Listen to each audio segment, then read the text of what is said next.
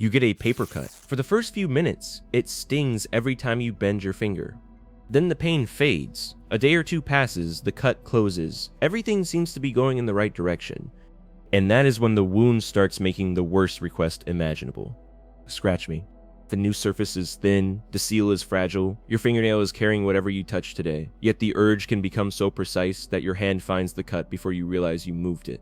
People often explain this by saying the nerves are growing back. Others say histamine means the wound is healing.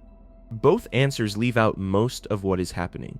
A healing wound is a construction site packed with immune cells, migrating skin cells, tightening collagen, chemical messages, and active sensory nerves. Several parts of that work can spill into the same old alarm system your skin uses for mites, plant fibers, and irritating chemicals. The itch is real, but the instruction is misleading. Follow the paper cut from the moment it happens.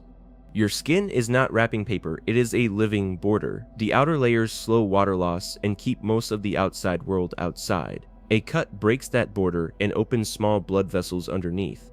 Platelets stick to the damaged area, a mesh of fibrin helps form a clot. If the wound dries, that temporary seal becomes part of the scab you can see. Under it, the repair is already crowded. Neutrophils arrive early. Macrophages clear damaged material and help coordinate the shift from inflammation toward rebuilding. Nearby blood vessels change. Chemical signals recruit more cells and tell others when to move, divide, or start laying down new material.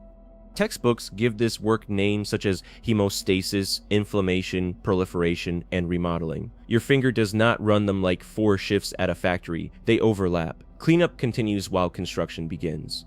That overlap matters because some of the same signals that organize repair can make sensory nerves easier to trigger.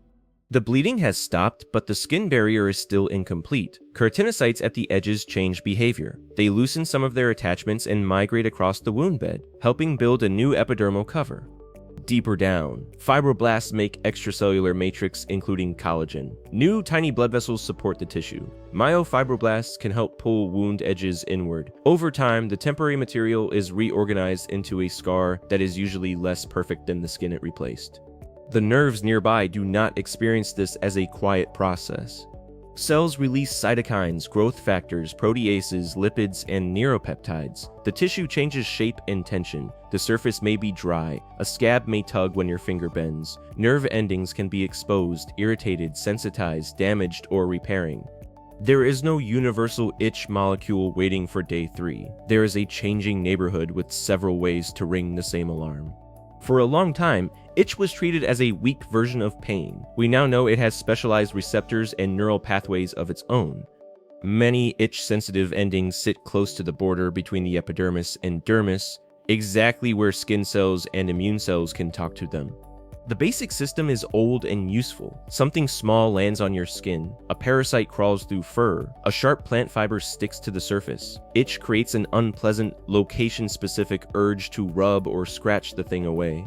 This broad defense function does not show that wound itch evolved to announce successful repairs. Evolution does not issue progress notifications.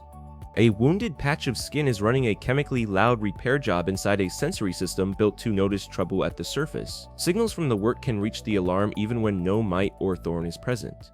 In 2020, researchers at the National Institutes of Health tested one connection directly. They created small skin wounds in mice and watched when scratching behavior increased. Near the peak of that behavior, the wounded tissue contained high amounts of a cytokine called interleukin-31 or IL-31. This molecule already had a reputation in itch research. The surprise was where it came from during healing. A type of immune cell called a conventional type 2 dendritic cell moved into the wound and released IL-31. The researchers found that transforming growth factor beta, a signal deeply involved in tissue repair, could push these cells toward making it. IL-31 then increased the sensitivity of itch sensory neurons. When the mice lacked L31, most of the wound-associated scratching disappeared. The experiment traced a clean route. A repair-related signal influenced an immune cell. The immune cell released an itch cytokine, and a sensory neuron became easier to activate. The limitation is just as important. These were mice. L31 may not explain every itchy paper cut in a person. Still, the experiment shows how healing and itching can be connected by a specific neuroimmune pathway. The itch need not come from one nerve physically knitting itself together. Histamine can cause intense itch. Mast cells in injured or inflamed skin can release it, so it belongs in this story without getting the whole story to itself. Many forms of itch use histamine-independent pathways. Cytokines such as IL-31, proteases, neuropeptides, and other signals can activate or sensitize itch circuits. That helps explain why an antihistamine is not a universal off-switch for every itchy condition. The nerve regrowth explanation also contains a piece of truth that gets stretched too far. Peripheral nerves participate in repair. Wounds can damage nerve endings. Growth factors can influence sprouting, and recovering nerves may produce tingling, electric sensations, pain, numbness, or itch. In scars and chronic wounds, altered nerve density and sensitization may help sustain symptoms. Researchers still describe the causes of wound itch as incomplete, especially across different kinds of wounds. Saying the nerves are growing back turns a crowded process into one charming animation. Your paper cut is not waiting for a single tiny cable to reconnect. Skin cells, immune cells, tissue tension, dryness, and nerves may all contribute at once. By now, the cut has a new surface, and the itch has your full attention. You scratch next to it. Relief arrives almost immediately. That relief is not imaginary. In a 2009 experiment, researchers recorded itch-responsive neurons in the spinal cords of primates. During histamine-evoked itch activity, scratching suppressed some of that neural firing. The effect depended on the state of the neurons, but it showed that scratching can interrupt itch transmission before the signal reaches the brain. Relief and repair are solving different problems. The nervous system wants the surface alarm to stop. The wound needs its new barrier left intact. A fingernail can scrape away fragile cells, lift a scab, reopen a crack, and move microbes toward tissue that has not finished healing. The scratch can succeed as a sensory maneuver while failing as wound care.